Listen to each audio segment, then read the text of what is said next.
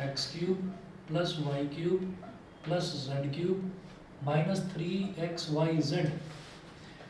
X cube plus y cube plus z cube minus 3xyz ये किसके equal होता है? x plus y plus z into x square plus y square plus z square minus x y minus y z और minus z x. ये एक हमने जो total 10 identities इसमें याद करी थी ना पॉलिनोमियल्स वाले चैप्टर में, उसमें ये आखिरी आइडेंटिटी है। ठीक है, तो अब देखिए x cube plus y cube plus z cube minus 3xyz, मुझे इसकी याद क्यों आई? क्योंकि मुझे पहला टर्म चाहिए परफेक्ट क्यूब, दूसरा भी परफेक्ट क्यूब, तीसरा भी परफेक्ट क्यूब, मुझे ये और ये परफेक्ट क्यूब नज़र आता है। तो हम क्या करेंगे, अगर इसकी बात करते हैं तो मैं लिखूंगा therefore 27 x cube plus y cube plus z cube minus 9xyz। इसको किस तरह से लिखेंगे?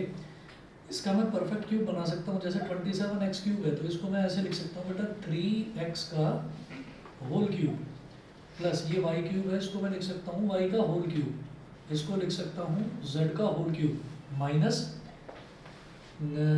3xyz। तो इसको ना सोचना ही मत कि मुझे जरा सोचना पड़ेगा इसमें या क्या करना पड़ेगा। आप सीधे सीधे देखो, ये a cube plus b cube plus c cube हो गया माइनस 3abc यानी कि माइनस 3xyz। तो ऐसे ही लिख दो अपनी तरफ से माइनस 3 इंटू फर्स्ट टर्म क्या है 3x, सेकेंड टर्म क्या है y और थर्ड टर्म क्या है z। अब आप खुद देख लीजिए कि आप सही हैं या गलत हैं। ठीक, 99.99% बल्कि 100% बोल दो, 100% आप सही ही होंगे, क्योंकि 9th क्लास में इतना टिपिकल क्वेश्चन नहीं देंगे वो कि आपका कंप्लीट वो किसी फॉर्मूले में कन्वर्ट ही ना हो, ऐसा हो नहीं सकता। तो आप ये देखिए, आपने ये देख लिया कि पहला परफेक्ट क्यूब है, दूसरा परफेक्ट क्यूब है, तीसरा परफेक्ट क्यूब है, तो आंख बंद करके उसको 3xyz कर दो, वो बिल्कुल अपनी जगह पर जाकर सही जगह निशाना लगेगा। तो आप देख लीजिए 3x का होल क्यूब प्लस y का क्यूब प्लस z का cube minus 3 into 3x into Y into Z, 3 3 9, x into Y into Z क्या हो गया xyz, 9xyz with a minus sign आ गया। तो इसका मतलब इस वाले फॉर्मूले में जहाँ जहाँ पर x है वहाँ पर 3x कर दो और y और z एज इट इज रहेगा। भाई x की जगह 3x है और y और z एज इट इज रहेगा। ठीक है, तो ये क्या हो जाएगा, बस x की जगह 3x करना है, बाकी बिल्कुल सेम है फॉर्मूला, y की जगह y, z की जगह z। तो 3x plus y plus z, 3x plus y plus z, फिर x का स्क्वायर यानी कि 3x का स्क्वायर प्लस वाई का स्क्वायर प्लस जेड का स्क्वायर। कुछ पूछ रहे हैं? नहीं,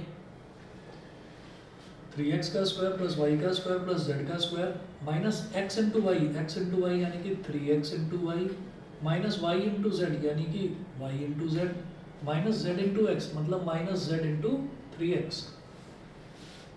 तो बेटा ये हो गया 3x plus y plus z into 9x square plus y square plus z square minus 3xy minus y z minus 3zx। ये हो गया पूरा फैक्टराइज, ये था, समझ गए? और कौन सा बोल रहे हैं? 14 चलिए जी अगला देखते हैं 13 क्वेश्चन। 13 जो क्वेश्चन है उसमें भी इसी वाली आइडेंटिटी की हमको जरूरत पड़ेगी। तो पहले क्वेश्चन देख लीजिए आप।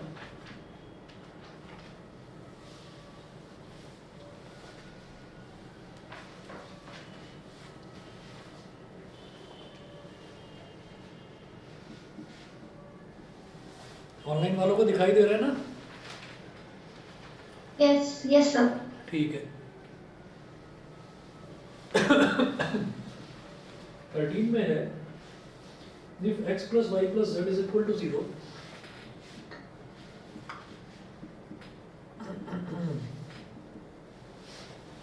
if x plus y plus z is equal to 0, comma, show that, comma, show that x cube plus y cube plus z cube is equal to 3xyz। इसके सॉल्यूशन में देखिएगा,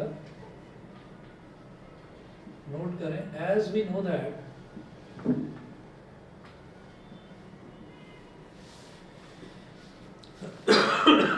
we know that x cube plus y cube plus z cube, मैं क्या कर रहा हूँ, ये जो इतना बड़ा ये रिलेशन लिखा है इसको दोबारा लिख रहा हूँ, ठीक है, इसी को दोबारा लिख रहा हूँ। As we know that x cube plus y cube plus z cube minus 3xyz is equal to x plus y plus z with in bracket x square plus y square plus z square minus x y minus y z और minus z x. तो हम ये जानते हैं कि ये relation है। हम वो बोल रहे हैं कि अगर x plus y plus z zero हो जाए तो फिर आपको ये प्रूव करना है x cube plus y cube plus z cube is equal to 3xyz, ये चीज़ प्रूव करनी है। ये तो ऐसे ही हो जाएगा। आप इस रिलेशन में ये कहें नाउ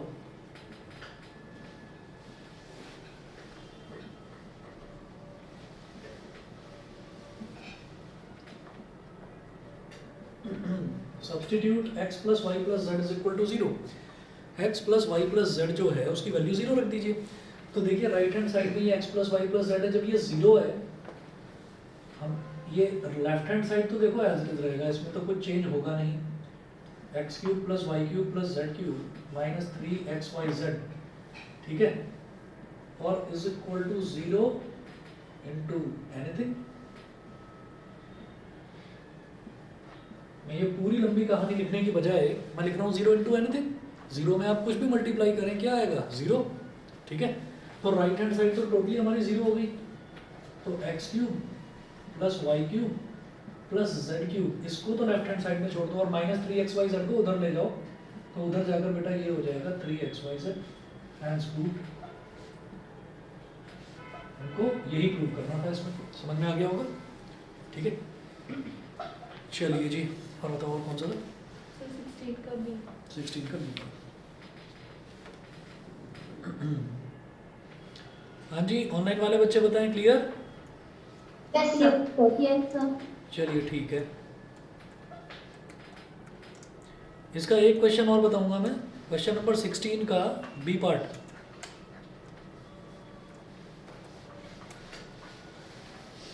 ये मिटा रहा हूं इधर से।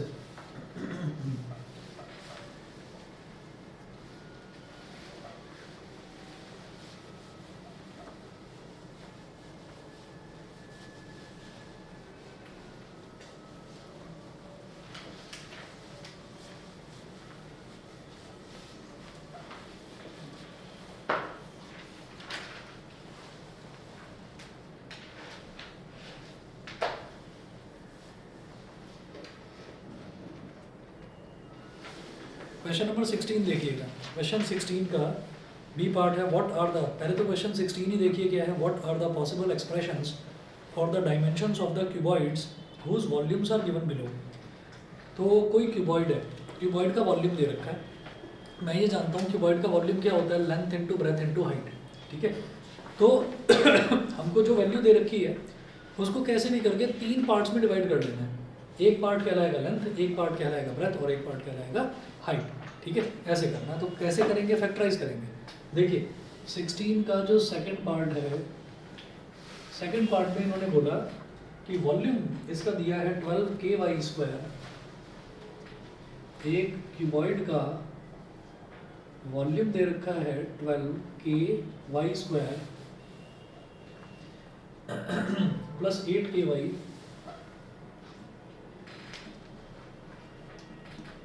माइनस 20k, ये दे रखा है। ऐसे ही सोच लो, इसमें से ना कॉमन क्या निकाला जा सकता है। k तीनों में आ रहा है, पहली टर्म में भी, दूसरी में भी, तीसरी में भी k आ रहा है। k निकाला जा सकता है। दूसरा क्या 2 या और कुछ 4 है ना, 4 निकाल लेते हैं, बिल्कुल सही। तो वॉल्यूम को बोल दो v और 4 निकाल लो बाहर और k निकाल लो। अब ब्रैकेट में देखिएगा क्या बचा, 4 3 12, तो इधर 3 बचा, k आपने बाहर निकाल लिया है 3y² प्लस 4 2 8, तो इधर 2, k आप बाहर निकाल चुके हैं तो यहाँ बचेगा 2y, k बाहर निकाल चुके हैं तो 4 5 20, तो -5, ये हो गया। 4 के बाहर आ चुका है। अब अंदर दिखाई दे रहा है 3y² plus 2y minus 5, 3y² plus 2y minus 5। ये जो 3y square plus 2y minus 5 है, मैं इसके फैक्टराइजेशन कर सकता हूँ, फैक्टर कर सकता हूँ। कैसे? ये जो स्क्वायर वाला टर्म होता है, इसका जो कोफिशिएंट होता है, इसको कांस्टेंट टर्म से मल्टीप्लाई कर देते हैं। तो 3 को -5 से मल्टीप्लाई करो, 3 इंटू -5 हमने करा तो ये क्या हो गया -15, -15। अब क्या करिए, अब 2 को कुछ इस तरह से स्प्लिट करना है कि कोई दो नंबर, जैसे मान लो 2 कैसे आ सकता है, 3 - 1, 3 - 1, तो 3y - 1y अगर मैं करूँगा तो 2y आ जाएगा। लेकिन 3y - 1y अगर हम करेंगे, 3y - 1y करेंगे तो 3 इंटू -1 करके -3 नहीं आ रहा, -15 नहीं आ रहा, सॉरी। मुझे क्या देखना होता है, फर्स्ट टर्म और लास्ट टर्म को मल्टीप्लाई करके देखते हैं कि क्या आ रहा है, वही चाहिए होता है। तो 5 - 3 5 - 3 करते हैं। अच्छा, 5y - 3y करेंगे तो प्लस का 2y आ जाएगा, देख लो। 5y - 3y करेंगे तो प्लस का 2y आ जाएगा, और 5 इंटू -3 आ गया -15, तो बिल्कुल सही। ठीक, तो इस तरह से सोचना पड़ता है। v इज इक्वल टू, ये हो गया 4k, यहाँ ब्रैकेट में लिखें 3y square plus 5y - 3y - 5, याद रखना लास्ट में वही आएगा -5। ये 3 इंटू 5 -15 मत लिख देना, लास्ट में जो है वही आएगा। हम पहली टर्म जो स्क्वायर वाली टर्म है और कांस्टेंट टर्म, स्क्वायर वाली टर्म का कोफिशिएंट और कांस्टेंट टर्म, इन दोनों को मल्टीप्लाई करके देखते हैं कि क्या आ रहा है। तो v is equal to 4k, अब 3y स्क्वायर और 5y में देखो, 3 और 5 में तो कुछ कॉमन आता हुआ नजर आ नहीं रहा है, तो आप क्या करिए, आप यहाँ से y ले लीजिए बाहर, y ले लिया तो यहाँ क्या बचेगा बेटा 3y, और यहाँ क्या बचेगा प्लस का 5। फिर -3y और -5 पहले से ही दे रखा है, तो -1 ले लो, 3y + 5 अपने आप आ जाएगा ब्रैकेट में। ठीक है, तो आपने क्या करा, -1 ले लिया कॉमन, ब्रैकेट में क्या बचेगा फिर 3y + 5, बड़ा ब्रैकेट बंद। तो v इज इक्वल टू कितना हो गया 4k, और 3y + 5 इधर भी है, 3y + 5 इधर भी है, तो ये हो गया 3y + 5, और ये क्या हो गया y, और ये क्या हो गया -1, हटा दो इसको। तो 4k into 3y + 5 into y - 1, तो वो कह रहे हैं what could be it's dimensions. तो डायमेंशंस क्या होती हैं, length into breadth into height, cuboid की। तो ये जो 4k है इसको बोल दीजिए l, ये जो 3y + 5 है इसको बोल दीजिए b, और जो y - 1 है इसको बोल दीजिए h। लिख लेना कि length is equal to this, breadth is equal to this, और height is equal to this. हो गया, ठीक है, क्लियर। तो ऐसे आपको करना पड़ेगा। अच्छा, और बताइए जी, क्वाड्रिलेटरल में करें फिर आगे कंटिन्यू? हाँ, चलिए ठीक है। सर क्वाड्रिलेटरल में एग्जांपल को जिसमें हमने सर 4 एंगल्स को 90 डिग्री दिखाया था, उसमें एनसीईआरटी एग्जांपल में सर उसने बस एक एंगल 90 डिग्री दिखा और क्या काम हो गया। Example number 4, yes sir. तो उन्होंने पहले पैरेललोग्राम प्रूव कर दिया होगा, है ना? हाँ, तो हमने वही करा था कि हमने पैरेललोग्राम। किसमें? सर कोऑर्डिनेट्स में। हाँ जी, बताइए। सर आप नोट कर लीजिए क्वेश्चन। कौन सा वाला? सर क्वेश्चन नोट कर लीजिए आप। अच्छा, अलग है, इससे अलग है, ओके। हाँ, ये सर अलग है। ठीक है, 1 मिनट रुको।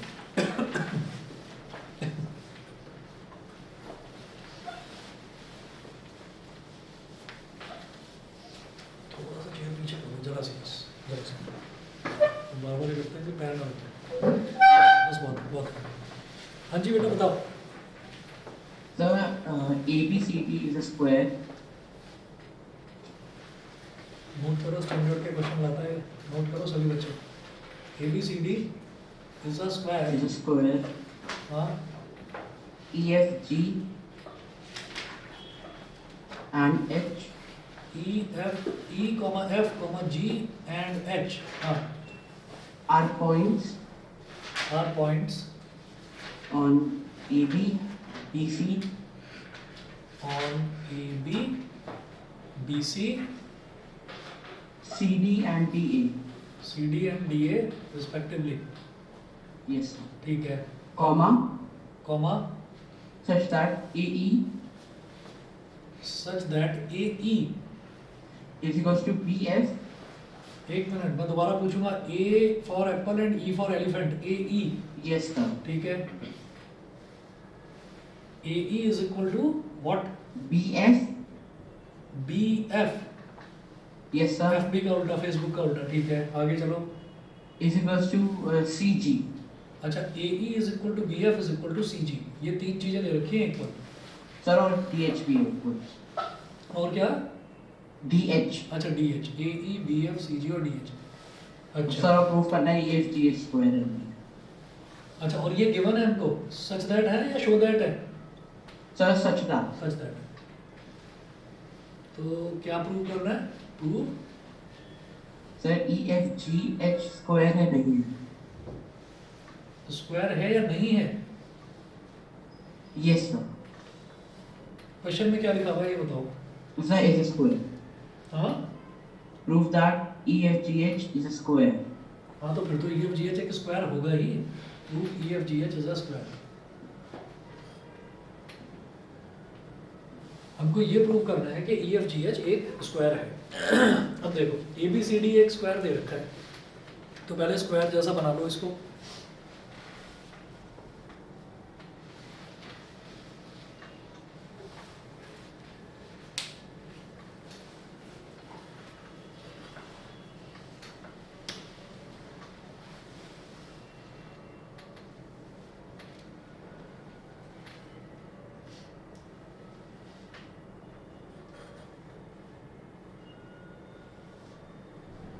ABCD, ABCD एक स्क्वायर है, तो स्क्वायर की सारी साइड्स इक्वल होती हैं, स्क्वायर के सारे एंगल 90 डिग्री होते हैं। एक चीज तो ये हो गई। EF G and H are points on AB। E कहाँ पर है? AB पर पॉइंट है। अच्छा, और F कहाँ पर है? BC पर है।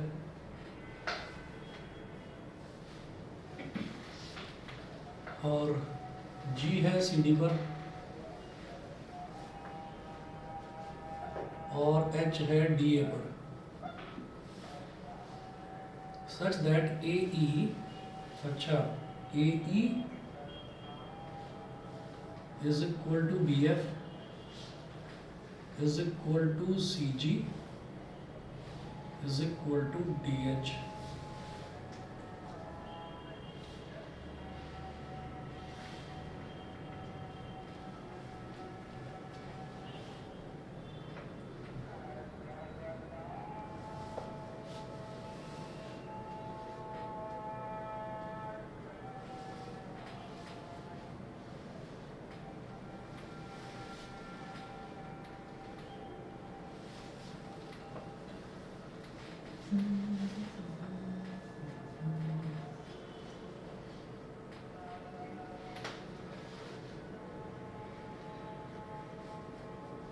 पक्का यही दे रखा है ना, और तो कुछ नहीं है? Yes, sir, यही है. AE is equal to BF is equal to CG is equal to DH। ठीक है।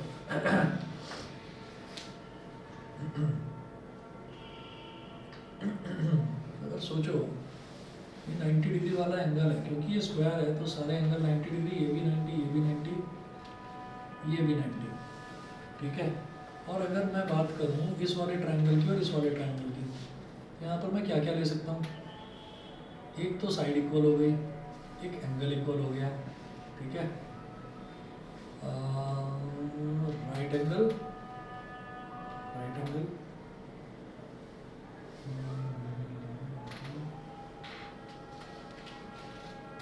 और अगर मैं कुछ और इसमें देखूँ,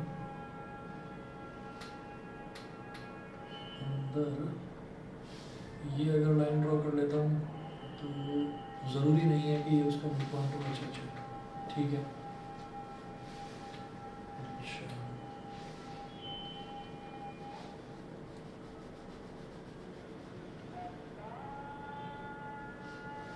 ठीक है, हो जाएगा। हम एक काम करेंगे, समझ में आया कुछ? क्या कर सकते हैं? नहीं है?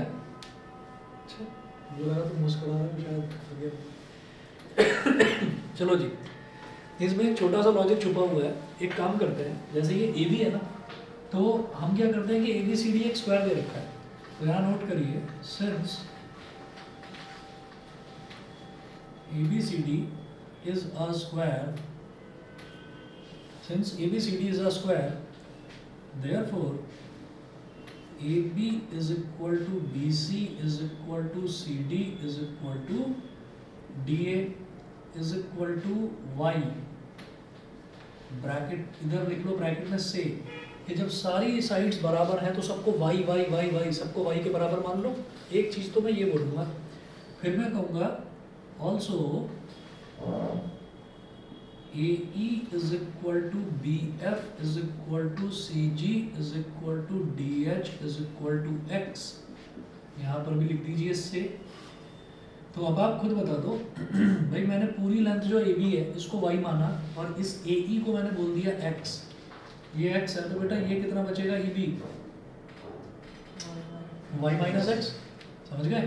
क्योंकि यहाँ से लेकर यहाँ तक जो पूरी लेंथ है वो मैंने वाई मानी, ए बी हो बी सी हो सी डी हो और डी ए हो सब वाई वाई ही हैं, ठीक है। और ये लेंथ एक्स है, ये भी एक्स है, जब ये एक्स है तो ये जो बचा है ये कितना हो गया वाई माइनस एक्स, जब ये x है तो ये जो बचा है ये कितना हो गया y माइनस एक्स। सिमिलरली जब ये x है तो ये जो बचा है ये कितना हो गया y माइनस एक्स। इतना समझ में आ गया? अब तो कर देंगे, ये ट्रायंगल और ये ट्रायंगल हो गया कॉन्ग्रुएंट, ऐसे ये और ये हो गया कॉन्ग्रुएंट, और कॉन्ग्रुएंट होने के बाद फिर स्क्वायर कैसे होगा प्रूफ, ये मिटा रहा हूँ इधर से।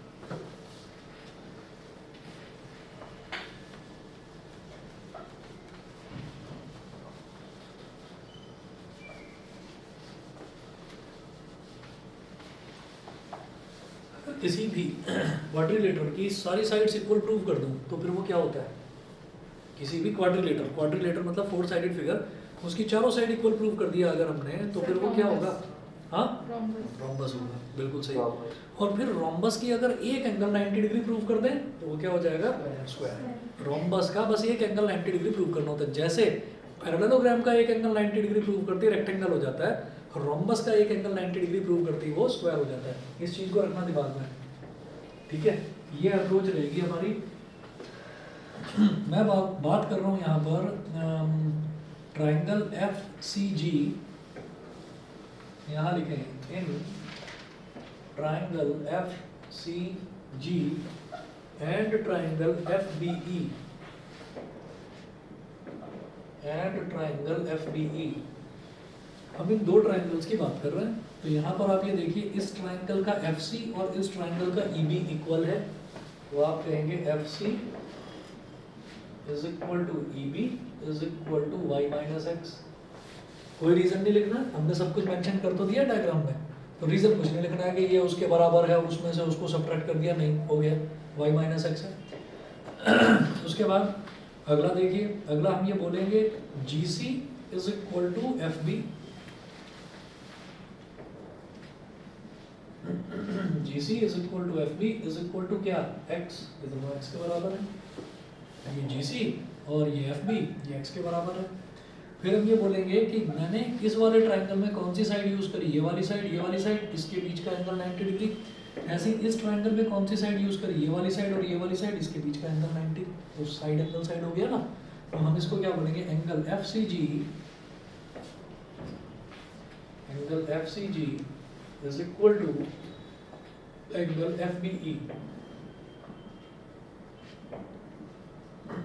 Is equal to 90 degree. अब आप ये देखिएगा कि जब हमने ये देख लिया तो यहाँ से मेरे को ये तो समझ में आ गया कि दो साइड्स हैं और बीच का एंगल है, तो भाई S A S similarity by S A S similarity criteria by S A S similarity criteria. अभी ट्राइंगल को कॉन्ग्रुएंट कौन कौन सा बोलेंगे, सीक्वेंस देखना है। तो मेजॉरिटी में साइड्स हैं, तो एफ सी और जी सी इधर रफ में लिख लो, एफ सी और जी सी, ठीक है। तो कॉमन वाला बीच में आना चाहिए, तो जी सी को क्या लिखोगे, सी जी, एफ सी और सी जी, और आप दोनों को कंबाइन कर लोगे तो सी सी को ओवरलैप करके क्या बन जाएगा, एफ सी जी।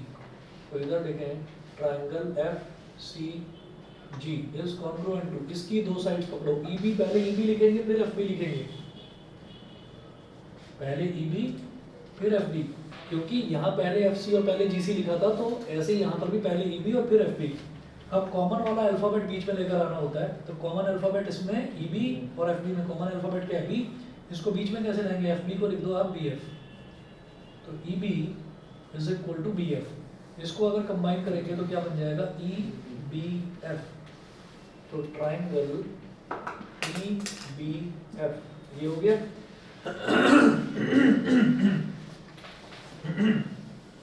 अब मेरा टारगेट ये है कि मैं जी एफ और एफ ई इन दोनों को इक्वल प्रूव कर दूँ, ठीक है, जी एफ और एफ ई को इक्वल प्रूव कर दें तो बात बन जाएगी।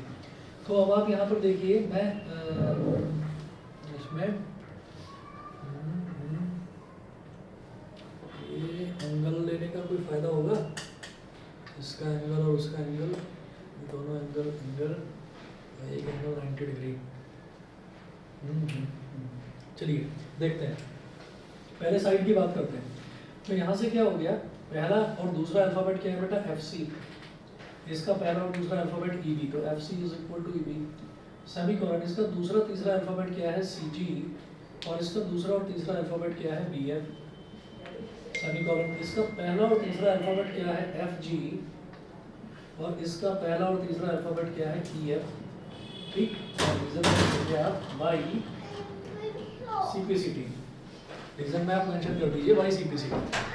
अब देखिएगा, अब मुझे क्या चाहिए था, मुझे तो जी एफ और एफ ई चाहिए, तो मैं यहाँ से जी एफ एफ जी और एफ ई एफ एक ही बात है, तो हमने ये पकड़ लिया, तो हम बोलेंगे f ji is equal to e f, तो इसको क्या बोल दिया मैंने, इक्वेशन नंबर 1, बस इतना करके छोड़ दीजिए इसको, ठीक है, ये हमने कर दिया।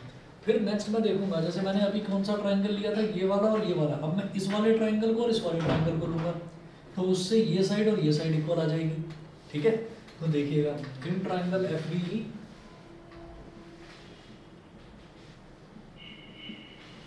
And triangle in triangle F b and triangle E A h and triangle E A h in triangle F B e and triangle E A H, तो इसमें आप क्या देखेंगे कि जब मैं एफ बी ई की बात करता हूं तो बेटा यहाँ पर एफ बी पहले लिखे f B is equal to, फिर यहाँ की बात करें तो यहाँ क्या हो जाएगा A E, F B is equal to A E, दोनों एक्स के इक्वल है। उसके बाद देखिएगा फिर मैं कहूँगा इस ट्राइंगल का एफ बी ई का B E is equal to H A, B E is equal to H A, it is equal to Y minus X, ये हो गया, ठीक है। और उसके बाद तो 90 डिग्री तो दिखाई दे ही रहा है, angle F B E is equal to H A E, angle F B E is equal to angle H A E, angle F B E is equal to angle H A E is equal to 90 degree, is equal to 90 degree, ये हो गया। तो फिर से congruency criteria कौन सा लगाऊंगा मैं, साइड एंगल साइड, भाई दो साइड्स हैं उनके बीच का एंगल है जो इक्वल है।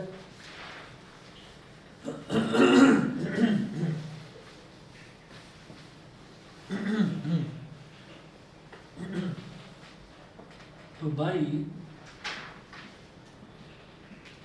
ऐसे एस कॉन्ग्रुएंस क्राइटेरिया सीक्वेंस देखना। अब मैं सीधा देख रहा हूँ एफ बी और बी ई में कॉमन क्या है, बी, बी को बीच में लेंगे तो F B E, triangle F B E is congruent to A E, और एच ए में कॉमन क्या है ए, तो ए बीच में आना चाहिए, तो ई ए कर देंगे और इधर ए एच कर देंगे, इधर लिख देते हैं ए ई है और इधर एच ए है, ठीक है। तो पहले ए ई लिखना है फिर एच ए लिखना है। अब ए ई को क्या लिखें ई ए, और एच ए को क्या लिखें A H, E A H, congruent to triangle E A H. तो ये करेक्ट सीक्वेंस हो गया। अब यहाँ से कॉरस्पॉन्डिंग साइड्स कैसे लेंगे भाई, पहला दूसरा क्या है F B, it implies that F B, और इसका पहला दूसरा क्या है ई ए, फिर इसका दूसरा तीसरा अल्फाबेट बी ई, और इसका दूसरा तीसरा अल्फाबेट ए एच, फिर इसका पहला और तीसरा अल्फाबेट एफ ई, और इसका पहला और तीसरा अल्फाबेट ई एच। रीजन वही बाई सिंप्लिसिटी, मुझे चाहिए था एफ ई और ई एच, ठीक है। तो मेरे काम की चीज ये है लास्ट वाली, एफ ई और ई एच। तो हम ये कहेंगे F E is equal to, F E बोलो या ई एफ बोल दो इसको, is equal to F E आने की E F is equal to E H. Equation number 2, यहाँ से क्या हो गया, ये वाली साइड देखिए जी एफ और एफ ई इक्वल है, जी एफ और एफ ई इक्वल है, और यहाँ से क्या देख रहा हूँ मैं, ई एच और ई एफ ये भी इक्वल है, कि ई एच और ई एफ इक्वल है। तो 1, 2 और 3 साइड इक्वल आ गई। अब चौथी और इक्वल करने के लिए ये ट्राइंगल और ये ट्राइंगल ले लो, मर्जी है चाहे ये और ये ले लो, आपकी मर्जी, वो कोई प्रॉब्लम नहीं। तो वो होते ही हमारा रोम्बस तो ये प्रूव हो जाएगा। फिर अगला टारगेट मेरा रहेगा कि इस रोम्बस का एटलीस्ट एक एंगल में 90 डिग्री प्रूव कर दूँ, ठीक है। वो 90 डिग्री प्रूव करते ही फिर देखते हैं क्या करना है। वो 90 डिग्री कैसे करना है अभी देखेंगे। पहले मैं करता हूँ in triangle H A E and triangle H D ji, in triangle H A E and triangle H D जी। ये जो दो ट्राइंगल्स हैं, अब इन दो ट्राइंगल्स को किस तरीके से हम कॉन्वर्ट प्रूव करेंगे ये देखना है।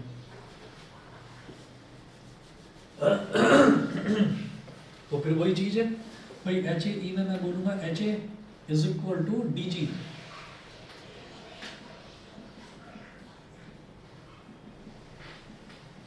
Is equal to Y minus X. फिर जब इसकी बात करेंगे तो A E is equal to D H,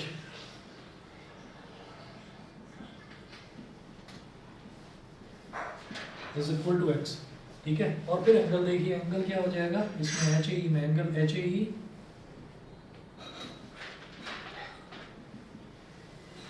is equal to angle H D ji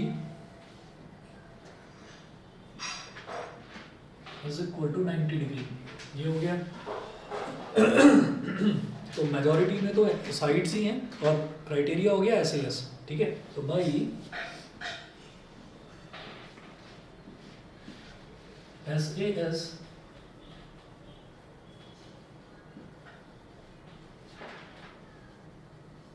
congruence by S A S congruence criteria, H A और ए ई जब combine करेंगे तो H A E, triangle H A E is congruent to, जब D G और D H को combine करेंगे तो D G को क्या लिखूंगा बेटा, जी डी और डी एच, तो ये कंबाइन होकर क्या बन जाएगा, G D H, triangle G D H. तो एच ए पहला दूसरा अल्फाबेट एच ए, इसका पहला दूसरा alphabet G D, H A is equal to G D, इसका दूसरा तीसरा alphabet A E semicolon, A E is equal to इसका दूसरा तीसरा अल्फाबेट क्या है, डी एच सेमीकोलन, इसका पहला और तीसरा अल्फाबेट एच ई और इसका पहला और तीसरा alphabet G H, H E और जी एच। ये हो गया by C P C T, by C P C T, ये हो गया। अब आप ये देखेंगे कि यहाँ से मेरे काम की क्या चीज़ है, ये एच ई और जी एच, एच ई और जी एच, ये वाला ये हमारे काम का है, ठीक है। तो मैं इधर से ये ऊपर वाला पोर्शन मिटा रहा हूँ।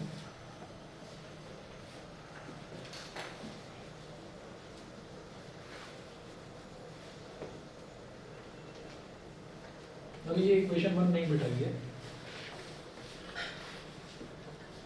तो H E is equal to G H, इसको बोल दिया हमने इक्वेशन 3। तो from equation 1, 2 and 3 E F G H, from equation 1, 2 और 3 E F is equal to F ji is equal to G H is equal to H E. तो E F G H is are rhombus. यहां तक बता दीजिए, यहां तक सबको समझ में आ गया। जब Yes, इक्वेशन sir. 1 से एफ जी ई एफ के एफ जी जो है एफ जी ई एफ के इक्वल है और एफ ई एच ई के इक्वल है और एच ई जी एच के इक्वल है, तो ये चारों की चारों साइड्स आपस में इक्वल हो गई, तो ये रोम्बस हो गया। अब इसका अब इसका एक एंगल मेरे को 90 डिग्री प्रूव करना है, तो वो 90 डिग्री हम किस तरह से प्रूव करेंगे अभी देखता हूँ मैं।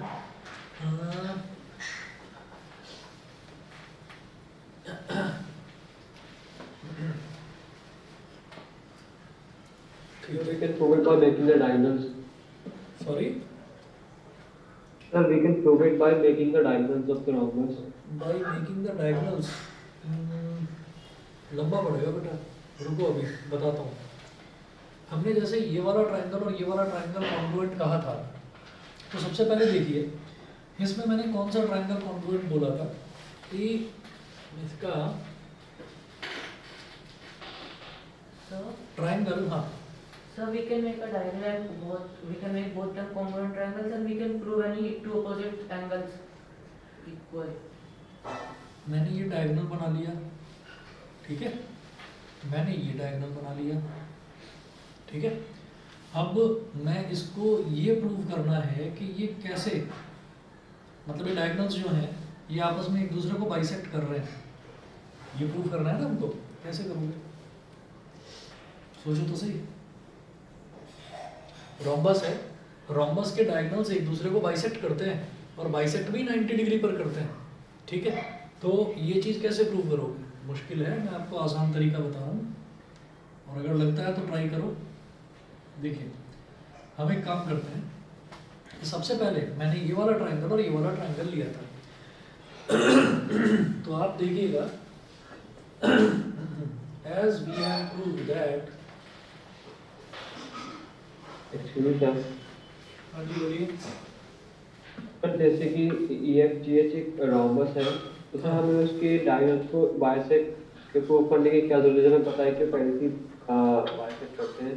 हाँ वो तो है। चलिए डायगोनल्स, ये रोम्बस है तो उसके डायगोनल्स ने बाइसेक्ट कर दिया एक दूसरे को।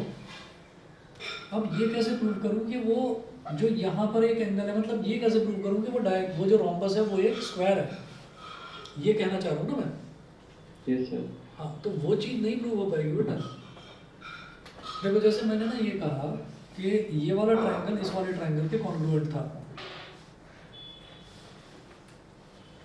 तो हम ये कहेंगे कौन कौन सा हमने लिया था, इसको सीक्वेंस, चलिए ये हो जाएगा GCF triangle, GCF is congruent to triangle FBE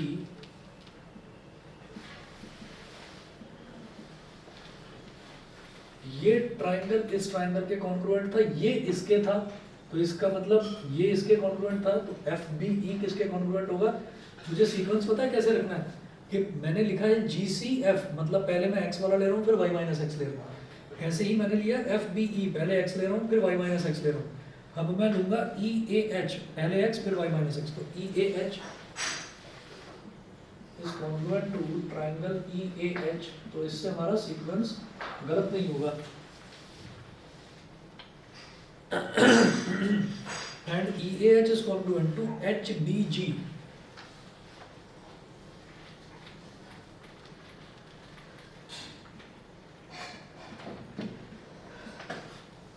EAH is congruent to triangle HDG, ये है।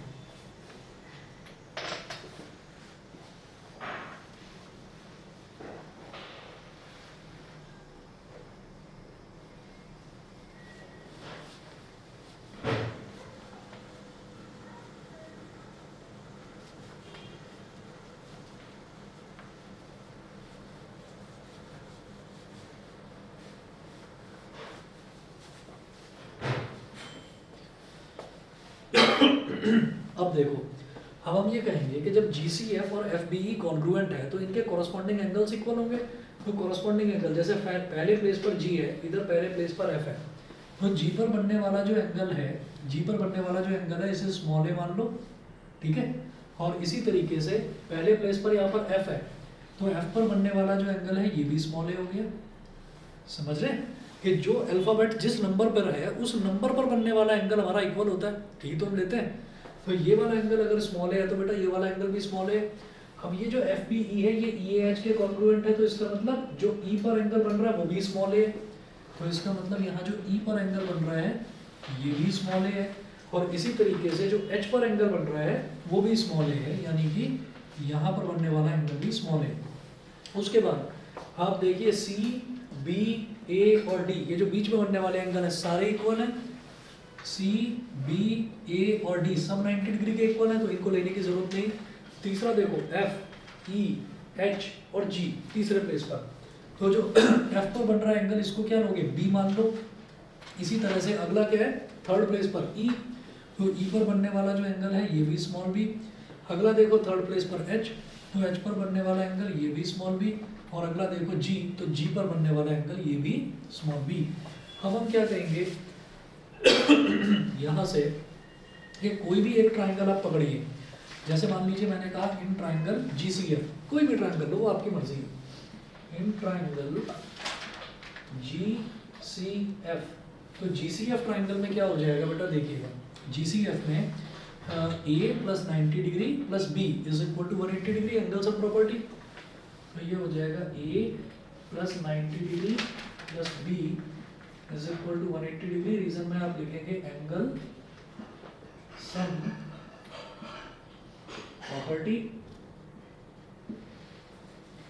यहाँ से a प्लस बी की वैल्यू क्या आ गई, 90 डिग्री को उधर ले जाओ तो ये हो जाएगा 180 डिग्री माइनस 90 डिग्री, मतलब a प्लस बी की वैल्यू आ गई आपके पास 90 डिग्री। इसको मैं बोल दूंगा इक्वेशन नंबर 4।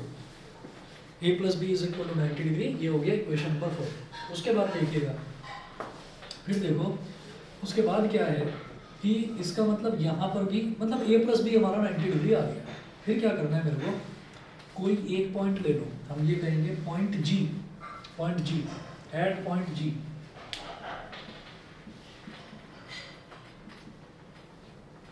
एट पॉइंट जी, तो मैं ये जानता हूँ कि अगर मान लीजिए कोई एक पॉइंट है, फॉर एग्जांपल ये पॉइंट है और यहाँ पर एक लाइन बन रही है ऐसे, तो इस पर बनने वाले जो टोटल एंगल है, मान लो ये x है और ये y है, तो x प्लस वाई क्या होता है 180 डिग्री। इसको लीनियर पेयर बोलते हैं। पेयर का मतलब क्या है, पेन गिर गया नीचे, पेन गिर गया नीचे। तो जो पेयर है, पेयर का मतलब क्या है कि वहाँ पर दो एंगल्स हैं, तो दो एंगल्स का सम 180 डिग्री, वहाँ पर 10 एंगल भी होंगे ना अगर एक स्ट्रेट लाइन पर, तो सबका सम जो है 180 डिग्री होता है। तो इसी तरह से ये जो जी है, ये जो डी सी है, ये एक स्ट्रेट लाइन है, तो जी पर बनने वाला जो जितने भी एंगल है सबका सम 180 डिग्री होगा। तो मैं कहूँगा B plus angle H G F at point G, इस पर मैं बोलूँगा B plus angle H G F, B plus angle H G F plus angle A plus A is equal to 180 degree. इसको वैसे अगर आप लीनियर पेयर भी लिख देंगे तो टीचर काटेगा नहीं, लेकिन फिर भी हमें सही चीज़ समझनी चाहिए कि लीनियर पेयर इसको कहेंगे नहीं। पेयर का मतलब ही होता है कि पेयर मतलब दो दो होना चाहिए। यहाँ पर तो तीन एंगल आ रहे हैं, तो मैं इसको क्या बोलूँगा कि sum of all angles at a point, sum of all angles at a point on a straight line is 180 degree. Therefore B plus angle HGF, इसको आप ऐसे लिखो angle HGF plus A plus B is equal to 180 degree. तो angle H G F plus 90 degree is equal to 180 degree, क्योंकि A plus B 90 के बराबर है, ये हम पहले ही प्रूव कर चुके हैं। तो angle H G F is equal to 180 minus 90 मतलब 90 डिग्री। तो ये वाला एंगल बीच का 90 डिग्री आ गया। रोम्बस में एक एंगल 90 डिग्री प्रूव होते ही इट इज अ स्क्वायर, ठीक है।